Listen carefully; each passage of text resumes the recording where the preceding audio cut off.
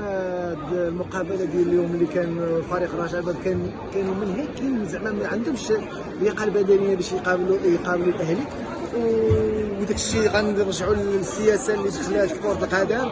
فريق الرجاء البيضاوي الجمهور ديالها غيفتح التصاعد كثير بزاف، ودخلات جهات الناس مسؤولين ودخلوا حيدوا رئيس اخر، واللي حيدوا الركائز ديال الفريق اللي حيدوهم. وهذا الرئيس اللي كاين حاليا دابا مول ميسا، حقاش قال ميسا ودار ميسا، دار فريق الرجاء البيضاوي كندعي والله ياخذ فيه الحق، دار ميسا ودار ديك المبالغ اللي تجمعات ومشات.